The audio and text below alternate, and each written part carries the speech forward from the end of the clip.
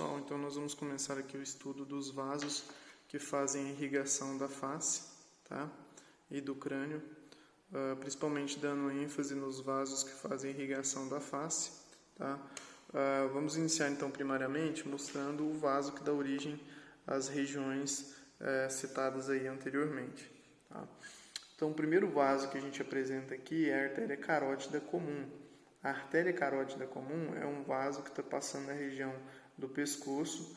Ela é recoberta aqui pelo músculo esternocleidomastoide. A gente pode visualizar isso aqui nesse outro lado. A gente vê o músculo esternocleidomastoide recobrindo a artéria, mas aqui na região do trígono carotídeo a gente consegue fazer a palpação dessa artéria. O que ocorre, pessoal, é que essa artéria ela se bifurca mais ou menos ao nível superior aqui da cartilagem tireoide.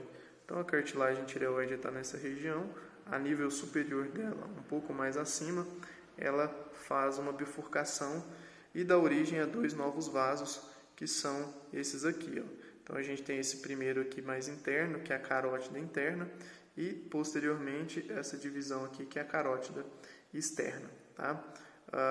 Nós vamos observar então que a carótida externa vai ser responsável por fazer a vascularização principalmente da face, tá?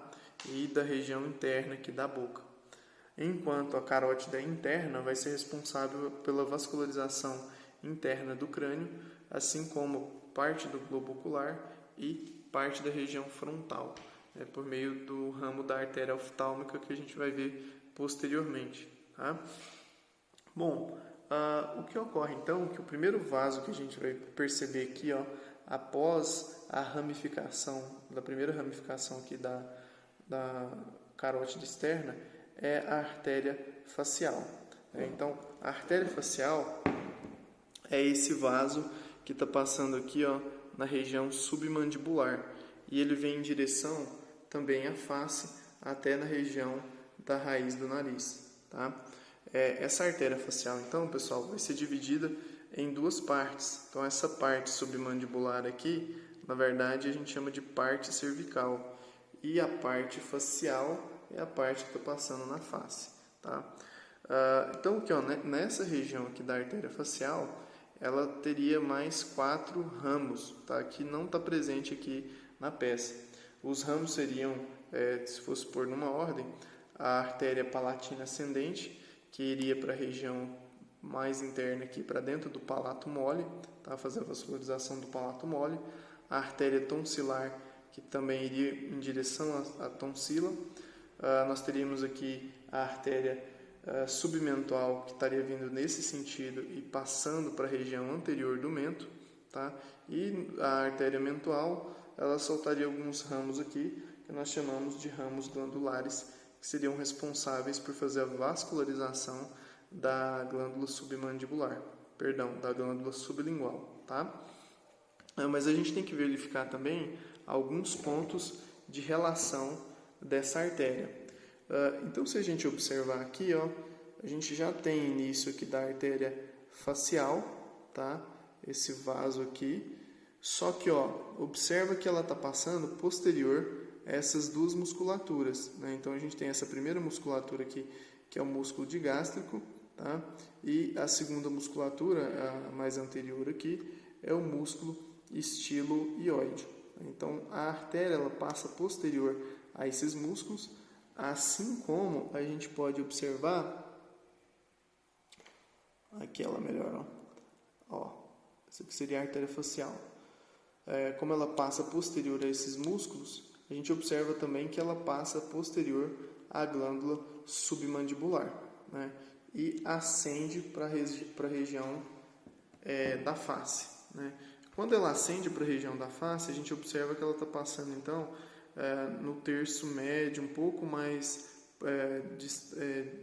proximal do corpo da mandíbula, né? Então anterior aqui a musculatura do masseter e posterior aqui a musculatura do depressor do ângulo da boca, né? Então o músculo platismo estaria recobrindo ela aqui nessa região, tá?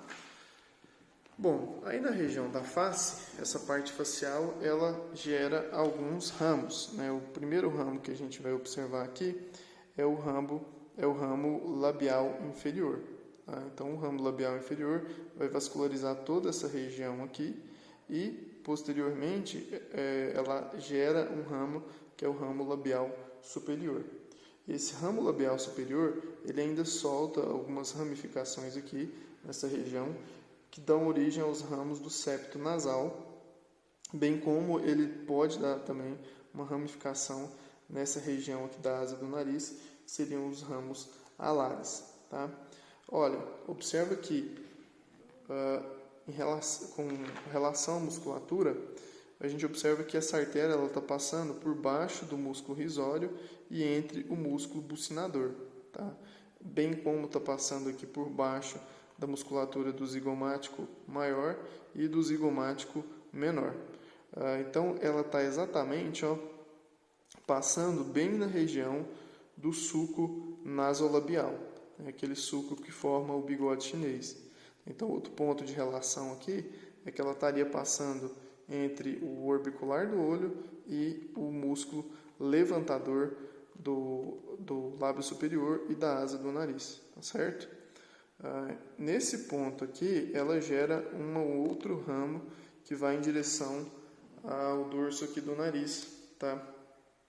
Que é a artéria nasal lateral. Posteriormente, a artéria nasal lateral, ela continua com um ramo aqui, que é o ramo angular, tá?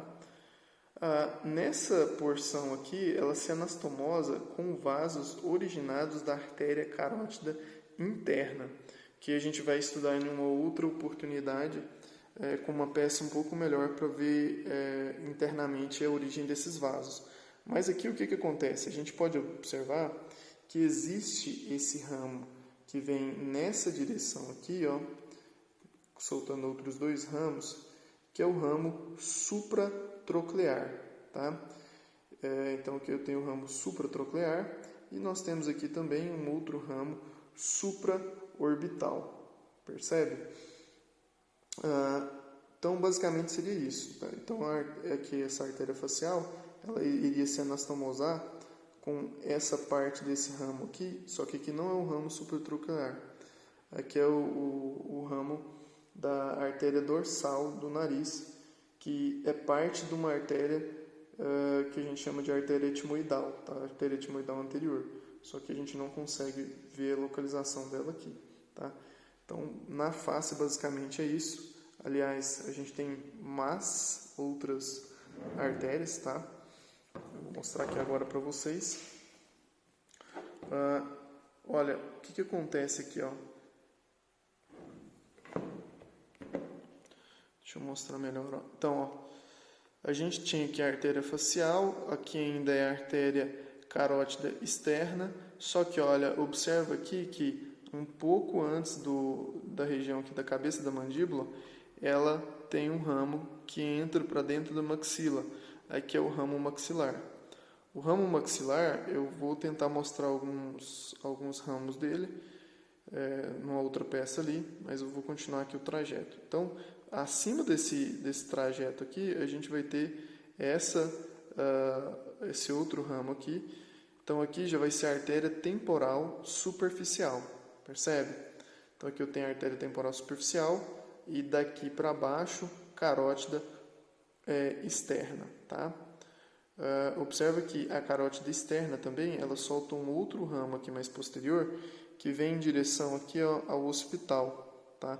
É a artéria occipital, né? Então, aqui, no caso do ramo temporal superficial, deixa eu ver se a gente consegue verificar alguns vasos. Consegue. Então, aqui a gente já tem aqui o temporal superficial. Ele vai dar origem a um ramo que é um ramo frontal, né, esses ramos aqui, e é um ramo que é o ramo parietal. Além disso, na região da artéria facial, existiria um ramo que está passando aqui, vocês estão observando que é a glândula parótida, estaria passando internamente a glândula parótida, que é o ramo transversal, o ramo transverso da artéria facial. Não está presente aqui na maquete. E tem esse outro vaso aqui, que esse vaso aqui é o zigomático orbicular, tá? E praticamente para essa peça seriam essas as estruturas. Agora, o que a gente consegue observar aqui, vou deixar essa peça aqui para uma outra oportunidade.